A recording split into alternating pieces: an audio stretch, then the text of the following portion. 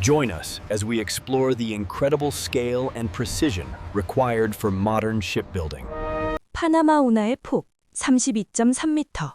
이 숫자 하나 때문에 배의 최대 크기가 결정되고 운송 비용이 바뀌고 여러분이 사는 물건의 가격이 달라집니다. 운하가 배의 설계도를 결정하고 배의 설계도가 물류 비용을 결정하고 물류 비용이 세계 경제를 움직입니다.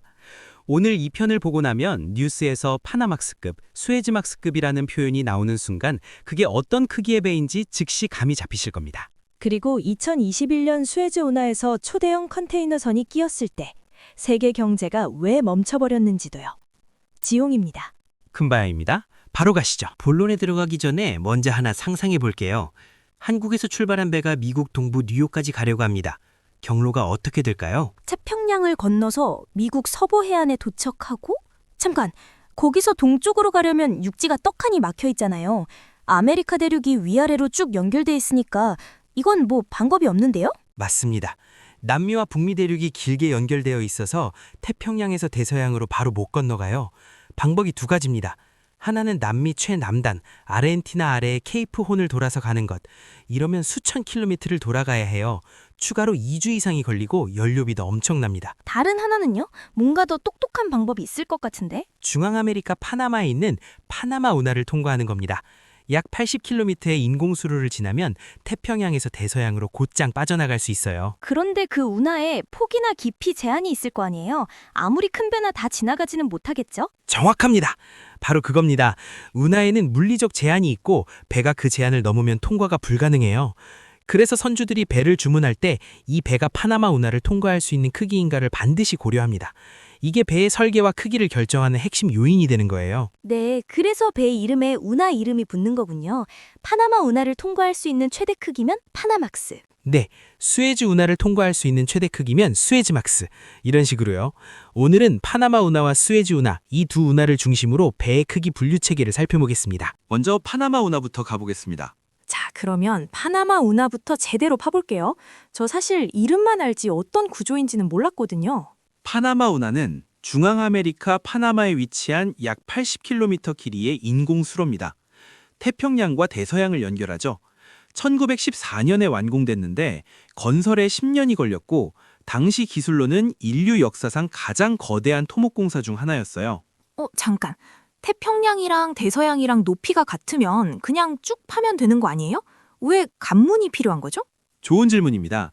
문제는 파나마 중간에 산맥이 있다는 거예요. 해수면보다 26m 높은 가툰 호수라는 인공 호수를 만들어 놓고 배를 이 호수 위로 올렸다가 다시 내리는 방식을 씁니다. 배를 올려요? 수만 톤짜리 배를 어떻게 올리는 거예요? 관문이라는 장치를 사용합니다.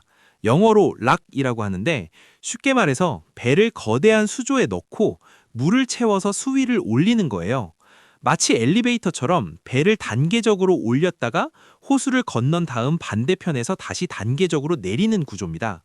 와, 배에 엘리베이터라니 수만 톤짜리 배가 물 위에서 올라갔다 내려갔다 하는 거잖아요. 이걸 100년 전에 만들었다고요? 이 관문의 크기가 바로 배의 최대 크기를 결정하는 거예요. 기존 관문은 폭 33.5m, 길이 320m, 수심 12.6m입니다. 아, 이제 이해됐다. 시청자분들, 여기가 포인트예요. 배 이름에 파나막스가 붙으면 그건 파나마 운하를 간신히 통과하는 맥시멈 사이즈라는 뜻이에요. 이것만 알면 보고서에서 이 단어 나올 때 바로 감이 잡혀요. 맞습니다. 파나막스, 선폭 32.2m 이하, 최대 흘수 12.4m, 벌크선 기준으로 약 6만에서 7만 5천 톤급이에요. 수십 년간 이 파나막스 규격이 세계 해운의 표준이었습니다. 아, 그런데 일부에서 봤듯이 배가 점점 커지고 있잖아요. 100년 전에 만든 관문이 요즘 배를 감당할 수 있어요? 바로 그래서 2016년에 대대적인 확장 공사가 완료됐습니다. 확장 관문 또는 네오파나막스 관문이라고 하는데 폭이 55m, 길이 427m, 수심 18.3m로 훨씬 커졌어요. 아하, 그러면 뉴스에서 보이는 네오파나막스가 바로 이 확장된 관문을 통과할 수 있는 최대 크기를 말하는 거군요. 정확합니다. 네오파나막스, 컨테이너선 기준으로 약 12,000에서 15,000 TEU급이 통과돼 가능해졌고 중요한 건 LNG선도 이 확장 관문을 통과할 수 있게 됐다는 거예요. 아, 미국에서 셰일가스를 LNG로 만들어 아시아로 수출하려면 LNG선이 파나마 운하를 통과해야 하잖아요. 확장 전에는 그게 안 됐던 거군요. 정확합니다. 2016년 파나마 운하 확장은 단순한 토목 공사가 아니었어요. 미국산 셰일가스가 아시아와 유럽으로 수출되는 길을 열어준 겁니다. 이게 LNG선 발주 증가와 직결됐고 한국 조선업에도 큰 호재가 됐어요. 아, 맞다. 파나마 운하에 최근 큰 사건이 있었잖아요. 가뭄 때문에 배가 못 지나갔다는? 네, 2023년에서 2024년 사이 역사적인 가뭄이 있었습니다. 파나마 운하의 간무는 배를 올리고 내릴 때마다 엄청난 양의 민물이 필요한데 그 민물의 원천인 같은 호수의 수위가 기록적으로 떨어진 거예요. 아, 간문이 물로 작동하는 구조라서 비가 안 오면 운하 자체가 멈추는 거잖아요. 기후변화가 물류까지 흔들 수 있다니. 맞습니다. 파나마 운하 당국이 하루 통과 척수를 기존 36척에서 18척에서 22척까지 줄였어요. 그러자 대기 시간이 며칠, 심한 경우 2주 이상으로 늘어났습니다. 해운사 입장에서는 하루가 수억 원인데 2주를 기다리라니. 배 위에서 그냥 멈춰서 기다리는 거예요? 그래서 재미있는 일이 벌어졌어요. 통과 우선권을 경매에 붙인 겁니다. 줄을 안 서고 먼저 지나가고 싶으면 돈을 내는 건데요. 일본의 에네오스라는 에너지 회사가 397만 5천 달러, 한화로 약 54억 원을 내고 줄서기를 건너뛰어서 화제가 됐습니다. 54억 원? 줄 좀 앞서려고 54억을 낸다고요? 이건 진짜 전쟁이네요. 그 배가 나르는 화물의 가치와 지연에 따른 손해를 계산하면 54억 원을 내는 게 오히려 이득이었던 거죠. 이 에피소드가 운하 하나의 영향력이 얼마나 큰지를 보여줍니다. 참고로 파나마 운하의 일반 통행료도 만만치 않아요. 대형 컨테이너선의 경우 한 번 통과에 수십만 달러, 수억 원 수준입니다. 자, 그러면 시청자분들도 궁금하실 건데 파나마 운하가 아예 막혀버리면 어떻게 되는 거예요? 남미 최남단 케이프혼을 돌아가야 합니다. 편도 기준으로 약 15,000km를 추가 운행하고 시간은 약 2주 이상, 연료비만 수십억 원이 추가됩니다. 세계 교역량의 약 5%가 파나마 운하를 통과하는데 이걸 전부 우회시키면 글로벌 물류 비용이 천문학적으로 올라가요. 두 번째 운하, 수에즈 운하입니다. 수에즈 운하는 이집트에 위치하고 지중해와 홍해를 연결합니다. 유럽과 아시아를 잇는 쇠단 항로의 핵심이에요. 파나마 운하는 간문 방식이었잖아요. 수에즈는 다른 구조라고 들었는데 뭐가 다른 거예요? 네, 파나마 운하가 간문으로 배를 올렸다 내리는 방식이라면 수에즈 운하는 수평식입니다. 간문이 없어요. 그냥 평지를 파서 바닷물이 흐르게 한 거예요. 지중해와 홍해의 해수면 차이가 거의 없기 때문에 가능한 구조입니다. 아, 간문이 없으면 크기 제한도 없는 거잖아요. 그러면 파나마는 못 지나가는 초대형 배도 수에즈는 통과할 수 있겠네요? 맞습니다. 수에즈 운하의 제한은 주로 흘수, 즉 배가 물에 잠기는 깊이예요. 현재 만재 상태에서 흘수 약 20m까지 통과 가능합니다. 폭은 약 64m, 파나마보다 훨씬 넓죠. 수에즈 운하를 통과하는 물동량이 어느 정도인지 감이 안 오는데 세계 무역에서 차지하는 비중이요. 길이 약 193km, 파나마의 2배가 넘습니다. 2015년에 일부 구간을 복선화해서 양방향 통행이 가능해졌고 통과 시간도 단축됐어요. 전 세계 해상 무역의 약 10%에서 12%가 이 운하를 통과합니다. 10%요? 운하 하나가 세계 무역의 10분의 1을 담당하고 있다고요? 이게 막히면 진짜 큰일이겠네요? 특히 유럽과 아시아 사이의 무역에서는 핵심 중의 핵심이에요. 석유, 천연가스, 컨테이너 화물이 이 길을 통해 오가고 있고요. 그래서 수에즈 운하를 만재 상태로 통과할 수 있는 최대 크기의 유조선을 수에즈 막스라고 부릅니다. 13만에서 15만 톤급이에요. 수에즈 운하에서도 큰 사건이 있었죠. 에버 기븐호 사건. 네, 2021년 3월 길이 400m의 초대형 컨테이너선 에버기브노가 수에즈 운하에서 좌초했습니다. 강풍에 의해 배가 옆으로 밀리면서 운하를 완전히 가로막아버린 거예요. 400m짜리 배가 운하를 가로막으면 6일간 운하가 완전히 막혔습니다.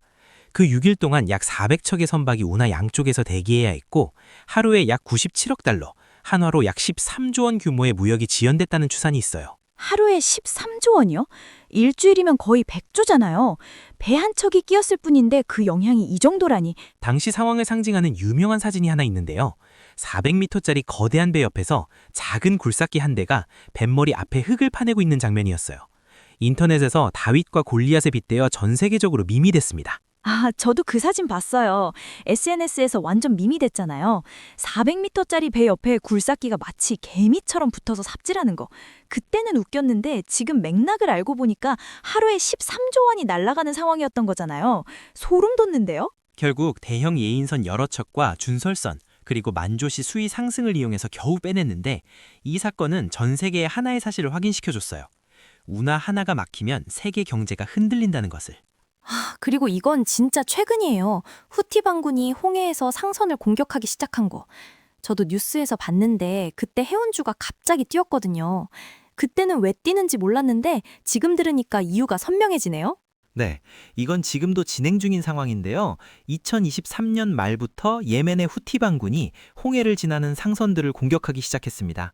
이스라엘 하마스 전쟁에 대한 항의가 명분이었는데요. 미사일과 드론으로 실제 선박을 공격하면서 대형 해운사들이 수에즈 운하 통과를 포기하기 시작했어요. 수에즈를 못 쓰면 배들이 어디로 돌아가야 하나요? 아프리카를 빙 돌아야 하나요? 아프리카 남단에 희망봉을 돌아서 갑니다. 이러면 유럽에서 아시아까지 편도 거리가 약 6,000km 늘어나고 항해 일주가 약 10일에서 14일 추가됩니다. 좋아요. 일부에서 이야기한 톤마일 증가 효과가 여기서도 나타나는 거군요. 같은 양의 화물을 나르는데 배가 더 오래 바다에 묶이니까. 정확합니다. 배가 더 오래 바다에 있으면 실질적으로 사용 가능한 선박의 수가 줄어드는 거예요. 그러면 운임이 오르고, 운임이 오르면 해운사가 돈을 벌고, 돈을 벌면 세배를 주문합니다. 이게 조선업까지 연결되는 거죠. 잠깐만, 이거 정리해 볼게요.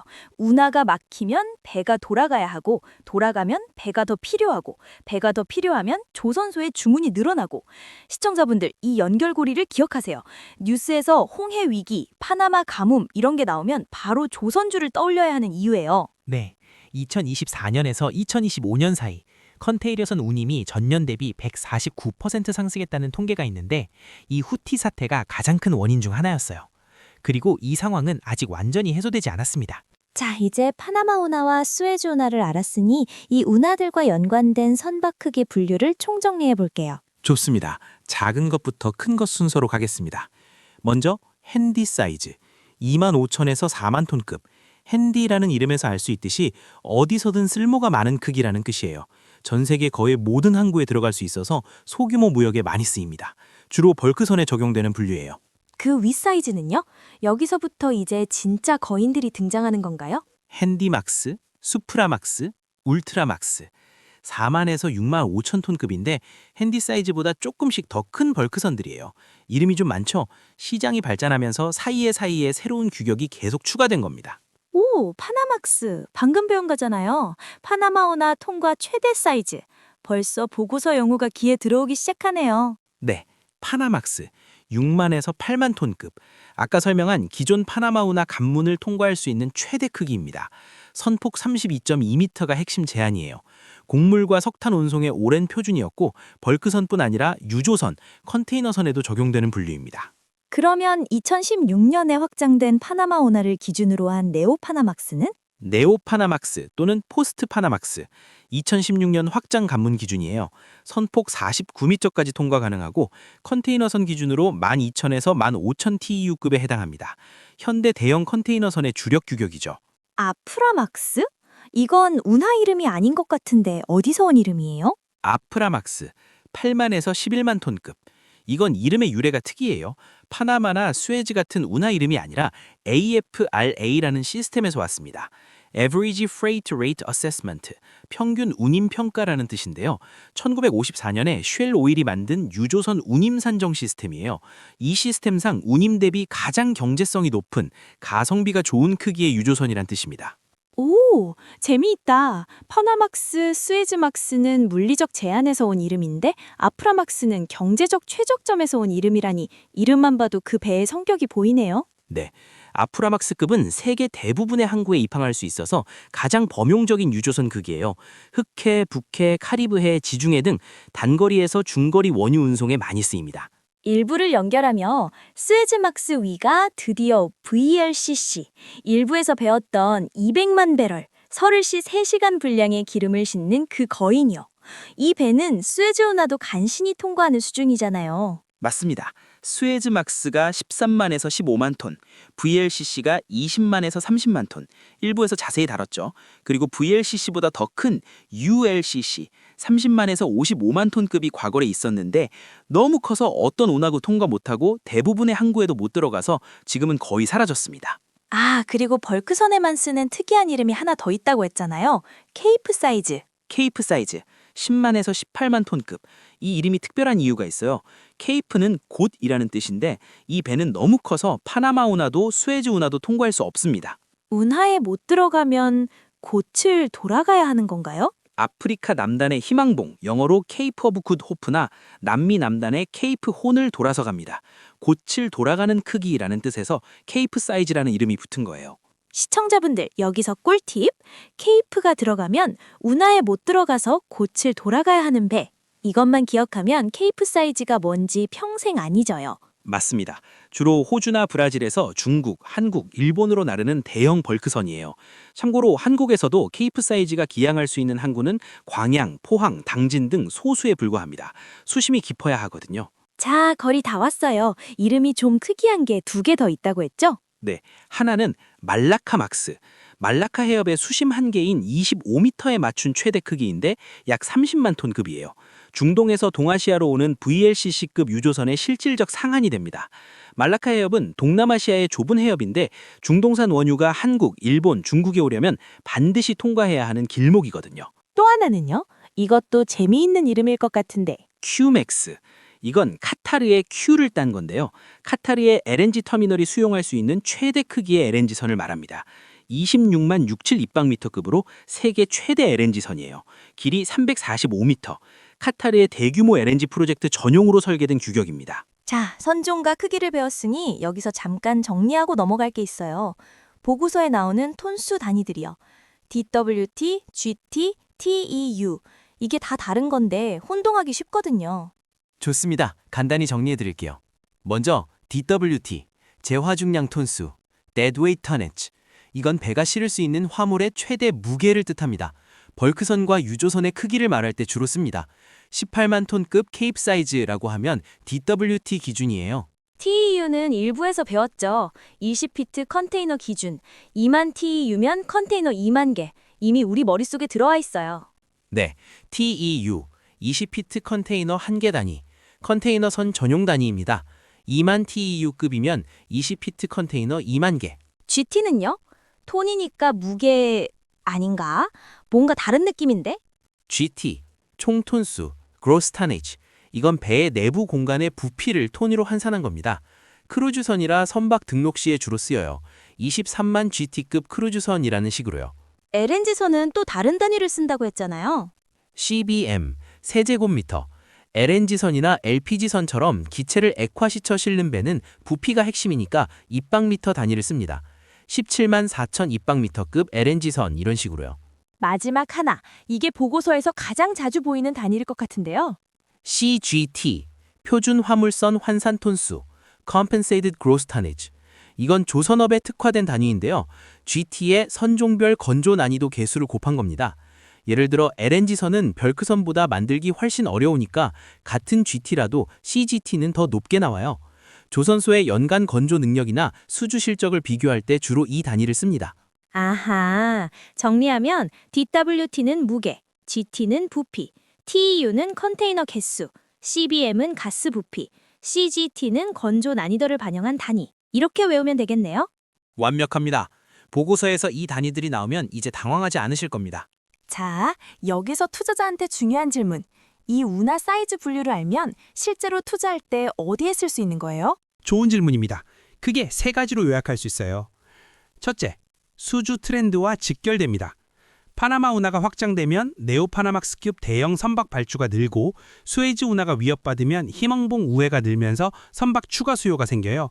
운하의 변화가 곧 조선소의 주문서 변화로 이뤄지는 거예요. 둘째는요?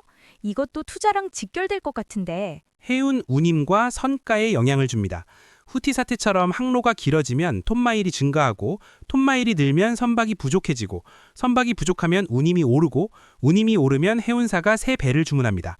이 사이클을 이해하면 운하 뉴스가 나올 때 조선주가 왜 반응하는지 알 수 있어요. 셋째, 이것도 중요할 것 같은데 혹시 지정학 리스크 관련? 선종별 시장 역학을 이해하는 기초가 됩니다. 왜 어떤 배는 운하를 통과하도록 설계하고 어떤 배는 아예 운하를 포기하고 크게 만드는지, 이게 결국 그 선종의 경제성과 항로 전략에 달려 있거든요. 예를 들어 케이프 사이즈 벌크선은 운하를 포기하는 대신 규모의 경제를 극대화한 결과물이에요. 한 번에 많이 실으니까 톤당 운송비가 낮아지죠. 아, 운하를 통과하느냐 마느냐가 단순한 경로 선택이 아니라 배의 설계 철학 자체를 결정하는 거군요. 정확합니다. 그래서 조선업 뉴스에서 파나막스급, 수에즈막스급 같은 표현이 나오면 단순히 크기를 말하는 게 아니라 그 배가 어떤 항로를 다니고 어떤 경제적 계산 위에 설계됐는지까지 담겨 있는 겁니다. 배의 종류를 알았고 배의 크기가 어떻게 결정됐는지도 알았습니다. 1편을 한 줄로 요약하면요. 배는 화울이 결정하고 크기는 운하가 결정한다. 이것만 기억하셔도 보고서의 선종 파트는 읽힙니다. 그런데 여기서 하나 빠진 게 있어요. 이 배를 누가 주문하느냐? 배 한 척이 2천억 원입니다. 이 돈을 누가, 왜, 어떤 방식으로 내는 걸까요? 계약금 10%, 잔금 60%. 이 비율 하나 때문에 조선소가 살기도 하고 죽기도 합니다.